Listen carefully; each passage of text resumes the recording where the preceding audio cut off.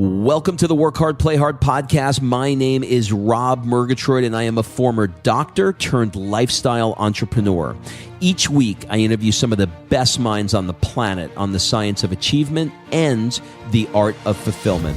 Today's episode is a mini-sode that we call Fri-Date with the Wife.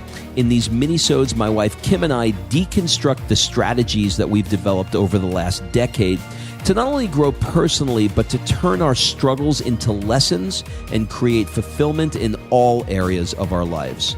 Excuses are over. It's time to live. Let's dig into today's topic. All right, before we jump into this episode, I want to invite you to be considered for my Work Hard, Play Hard Mastermind by completing an application at workhardplayhardmastermind.com.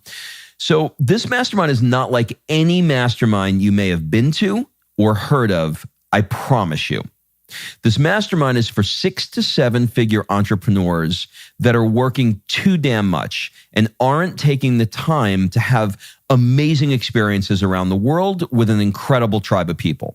So every 100 days or so, I drop you into new experiences that are specifically designed to elevate your thinking, to give you new ideas. Look, you get your best ideas not staring at a computer. And actually, this is the way high-level people really collaborate with each other. They do it over a glass of champagne, watching the sunset in the south of France. And we'll be doing things just like that. In fact, we'll be taking a vintage car ride through the French Riviera this summer, and we'll be truffle hunting in Florence in the fall, to name just a few of the experiences so that I can give you a feel for it. So if you are ready to do some fun stuff around the world and really, really want to level up your tribe in one shot, fill out an application at workhardplayhardmastermind.com. We'll jump on a call and we'll see if it's a good fit. All right, let's jump into today's episode. Well, Kimberly, I have friends with me, Murgatroyd. Yes, Chris, we are starting the podcast. Chris is a non-podcaster. We have some guests today, Kimberly. Yes, we do. Can you believe it? I can believe it because they've been sleeping in our living room for 7 days. Well, they could have been sleeping in our bed and we could have made this a whole lot. Sophia tried to do that. Could have made this a whole lot more interesting. Technically, Sophia was a little miffed that they were going to be taking over her bed and created the option of, why don't they just sleep with you guys? And I was like, well, we don't swing that way. Well, speak for yourself. Let's kind of set the scene. So, do you want to introduce them? Or are you just going to let them hang out? Well, I was gonna set the scene first. So, Chris and Mal, can we say your last names? Do you guys mind publicly? I don't mind. You don't mind. Do you mind if we have your last name? Because some people are funny about that. Well, they have the same last name. So if you give do. his, then... No, I wanted to make sure that they both were willing to discuss. So Chris and Matt Strausser are friends of ours that live in Atlanta, and they came to visit us here in Sicily. I'm in the wrong freaking country. In Italy, in Florence. Occupational hazard. Oh my God. I don't even know what country I'm in. And the best part is we haven't even been to Sicily. So it's not even like it was like the last place. On this trip, but we have in the past. But why are you confusing the facts with what a good story? Because I'm autocorrect. Okay. So here's what I want to say. We dropped Sophia off this morning from school and we came back to our cafe, and Chris and Matt have been spending a week with us here in not Sicily, but Florence, and are on their way to Rome. And we have to get this podcast out. And so we have to have coffee with them at the same time. So welcome to reality, kids. We are spending time with Chris and Matt while having our coffee. So from the 2 times you've been outside the United States, excluding Canada in the Caribbean for this purpose, what are the takeaways that you have had with coming to this country of Italy? That's a big question. It is. Give me one. Top of mind. Top of mind is just that it's so important to slow down and appreciate the bigger picture, because it's so easy to get caught up in the grind. And for some reason in the United States, the grind has become the culture. And so it's like the culture here is enjoying life, enjoying the conversation, enjoying the history. for whatever reason, our culture became just grinding it out in the United States. So it's really important to step away from that, because so many people lived from birth to death over there and never have an opportunity to do that. Well, isn't it interesting that we talked about last night why the Italians were initially coming over to the U.S. as immigrants, and we were saying for work, Right. for a better life, to make work. So it makes sense that we now have a culture of work versus life, and now we're all trying to get back to the mothership to enjoy life, to have a better life. Chris, what about you? Everything is at a slower pace, but not like painfully slow. Not like, because I'm a go, fast paced hustle person. And when somebody's walking slow in front of me, I'm like, oh, I got to get around them. But it's not painfully slow, but it's at a comfortably casual, natural, normal pace. You drink your coffee, you go, you see the locals riding on their bike to work. They're not hauling ass. I mean, they're not like, oh God, Starbucks on the way, to go window, like, let me get there, I'm running late. They're like, ciao, bonjour. They're just like, they're just like saying, good morning, hi, and it's a slower pace. And they're like, it feels very similar to what Matt was saying. It's a hustle bustle life at home, and here you get to take it all in. And do you know what they call it? Tranquilo, like tranquil. It's more tranquil. I mean, even like my life at home, getting to Sophia to school, it's like, come on, Soph, let's go. We gotta go. And then I down to the car, in the car, around the school, drop off. Like you can't even, like in the US, you can't even drop your kid off. Like you basically pull up, they open the doors and the kids jump out. Yeah. Like you basically slow down. You don't even really fully stop, right?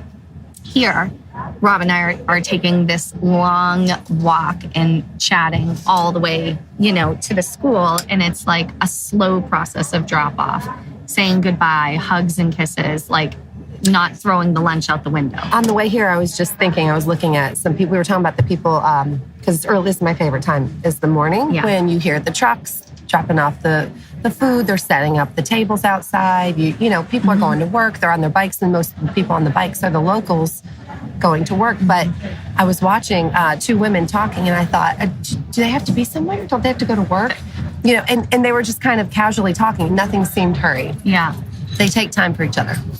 We had an interesting conversation last night. We were talking about how it dawned on me that I haven't purchased anything on Amazon or iTunes, or have gone to Target to buy anything, and how often when we're living a chaotic life, we tend to do things that distract us, to give us a little peace and ease some anxiety. So, we get stressed, we go to Target and we buy a few things. We get stressed, we order some, something on Amazon. And I want to talk a little bit about how, and maybe the perception of actually living here is different from the reality of actually living here. But, we were talking yesterday about having so many pressures back in the States, right? You've got a mortgage, you've got football, you've got kids, you've got school. How do you think, and Kim, this may be a better question for you, how do you think that may be different here? Because most of the people who are listening are from, North American type countries that are just overscheduled, right, with the kids. But here, for whatever the reason, that overscheduling doesn't seem to be, we got the every town has one. We got a local man singing next to us. We see him every day. How do you perceive that it perhaps is different here from that sort of like overscheduled, jacked up suburban soccer mom and dad life? Well, I mean, I haven't lived that life here, but from the people that I do know, there's less of an overscheduling, but there's also more, I don't know. I think it's different when you live in this community, because like you and I will see the kids going to school in the morning in their soccer uniform, and they play soccer. And so like if your kids lived here, they would play soccer. They just would. And we see them going to school in their soccer uniform and riding their bikes through the town. I think because Florence in particular is such a community, a small community, there's a little bit more freedom with the kids and a trust. And, remember we saw this like 4-year-old boy running down the street by himself yesterday or like last week? We're like, where's his parents? Or like, where's his parents? At like nowhere. And I mean, they were a mile behind him, but it was still like such different freedom and trust and walkable city. I don't think they overschedule. I think Americans are so hard pressed to show their children every single thing and foster every single activity. And there's a lot of pressure put on parents. Get your kid in this and get your kid in that and get them and get them and get them. And the kids want to do everything too, that they end up being stressed out and all of that. I just think it's a different perspective here. It's like you do the one thing you love, maybe the two things you love, you make time for it and you move on. But I think there's more freedom for the kids here to like explore on their own. I don't know that the parents, and I can't really speak to this because I don't live here. I don't know that the parents have the pressures to be at every single event and to be, always at a soccer practice. And It'd actually be a really good question to ask. Like, do the soccer moms here bring oranges or croissants at that time? I don't know. Cappuccino. It doesn't seem to be that prevalent here. Okay, interesting. For you, Matthew, I wanted to ask you, first of all, I want you to explain a concept we've been talking about. Every time I travel with somebody, which is one of the reasons why I do the mastermind that I do, is because when you have time to spend with somebody, you tend to connect at a much deeper level. And, there's usually a theme that gets weaved through the time that you're with each other, because you tend to hit on something that you're both learning and exploring. And that theme for me, for this last week with you guys, with you specifically, has been the idea of hedonic adaptation. So maybe you can first define it, of what that means, and then maybe use Florence as sort of a lens for how you could manipulate hedonic adaptation. And I think it would be just sort of an interesting subject. So the way I understand hedonic adaptation is humans in general have a way of adapting to their environment, whether it's good or bad. Eventually it becomes the norm, and then it just is what life is. So if you buy the humongous house, within a couple months, it's just your home. You buy the fancy sports car. At some point, it just becomes your car and the means by which you get to work. So that's an example of hedonic adaptation. So one of the things that kept popping up this week was how can we plan our lives? How can we mitigate hedonic adaptation? And so it seems like there are certain things in this life that we will always adapt to. And there are other things that, for whatever reason, the novelty never wears off, and we never truly just take it for granted. For example, a great conversation, a fantastic bottle of wine, a view of the Tuscan hills in the morning. These kind of things literally never get old. It's impossible to wear off the novelty of something like that. It's difficult to adapt. It's very difficult to adapt to those things. Exactly. Because there's always some new, like we talked about how like oceans and sunsets are very difficult to adapt to, because there's always sort of a new way of ciao. There's always a new way of looking at it. So, it's... And also here in Florence, like I was just thinking about that. We're, looking at houses right now and where we're going to move to in California. And I'm thinking about our walk to school. So let's say we take the house that's a mile from the school. Sophia's current school is a mile from our house, right, in Italy. Every single day when we take Sophia to school here in Italy, I see something new along the way. There's always something that I didn't quite see the day before. Another snapshot you're making in your head. Another little thing. Or after school, we're walking a different path on the way home. We're finding a new cafe, a new this, a new that. Not because we're new here, but because there's so much. But when we go to California, I'm going to venture to say that our way to school and back we're going to adapt very quickly, because it's going to be very vanilla and very plain. And there's not a lot of things. There's no like horse things on the side of the buildings and, bells ringing and, things that are very difficult to adapt to. I think it would be very difficult to have this, what you're talking about, this quick adaptation here, because every time yesterday we went to that chapel. I've been to Florence 400 times. I've never heard that story. I've never seen that chapel. I don't think I've ever been on that street. That's amazing to me, So So I see what you're saying. Even the ability, like I'm looking at as you're speaking, I'm looking at the market that's behind you, and walking through that market,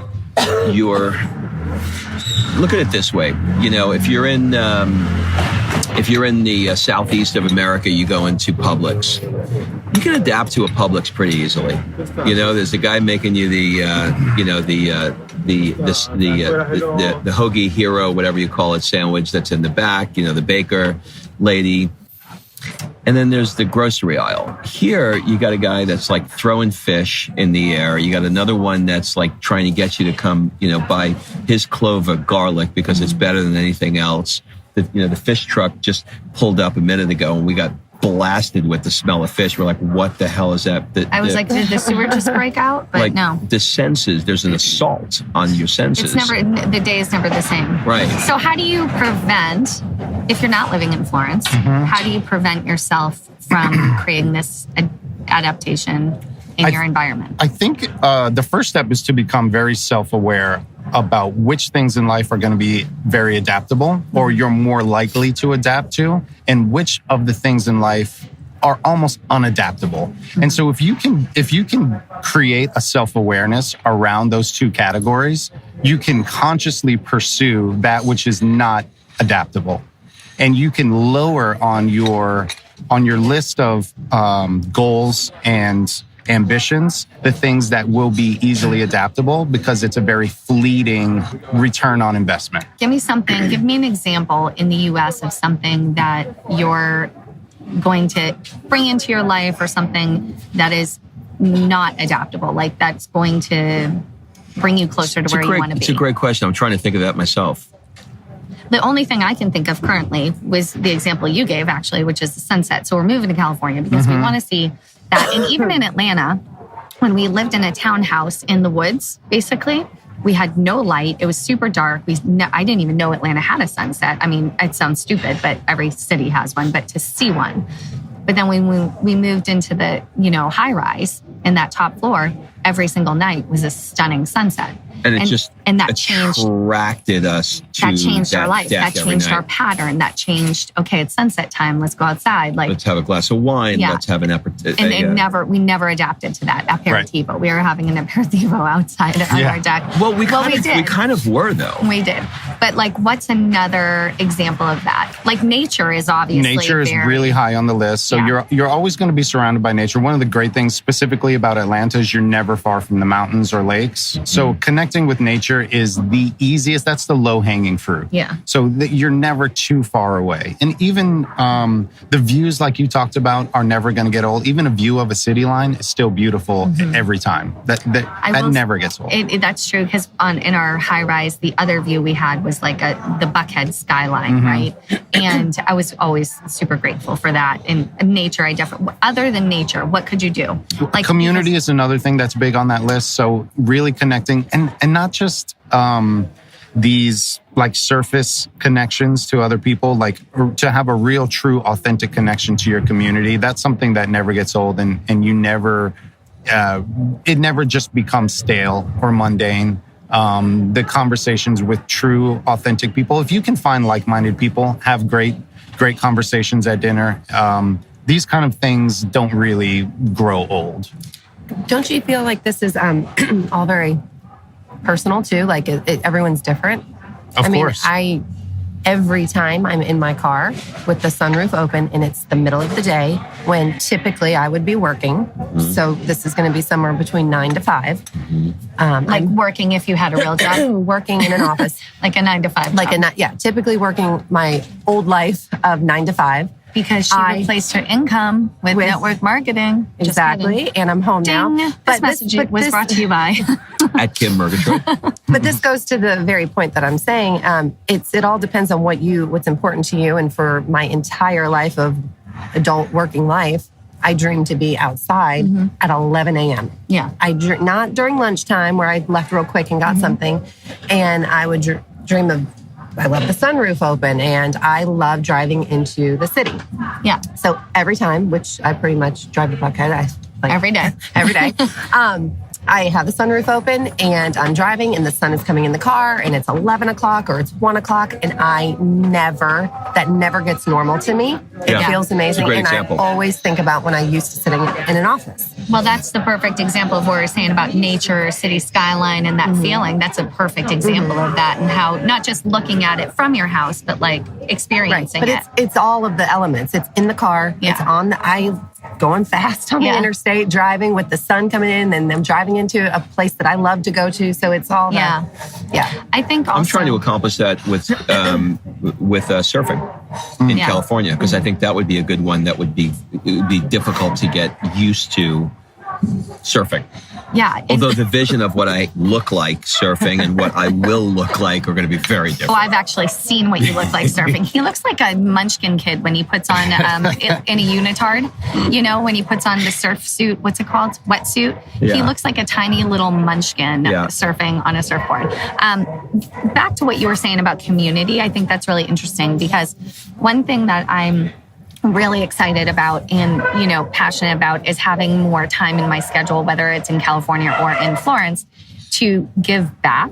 And I think when you're not doing things that are more fulfilling, intrinsic, when you're not really focusing on what you do, but when you're giving back and connecting with the community. So like yesterday when we did our little tour here with Mr. Bruce in Florence, and he said, every Christmas I come to this church and we feed the hungry.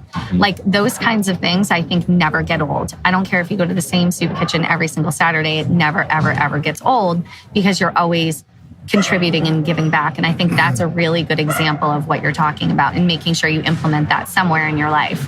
So let's circle back to the original premise that brought this up, which is when you've got all these, when you have this massive structure that's set up in your life where, you've got children that need to be in sporting events, and, you're working, and you're repeating the same pattern day in and day out without much, without much change. And it becomes very, very routine. What are some ways that you could break out of that so it's not quite as mundane? Yeah. I think that this is one of the most beneficial results of travel, because sometimes we lose sight of how impactful the socio-cultural influences of wherever we live. So it's almost impossible to live in a city like Atlanta and not be caught up in the hustle. Mm-hmm. You almost have to forcibly remove yourself from that environment, put yourself in a different environment. For example, Florence, and you have no choice. We didn't make a conscious effort to slow down when we got here. Mm-hmm. It's in the air. Yeah. There is no other option. Mm-hmm. You can't go running through the streets and hurry up. It doesn't exist here. You look like a crazy person. Actually, we saw this morning someone doing that. And no, even the Americans that you see here, on some level, they're not acting like hustle. They're a part of this culture right now.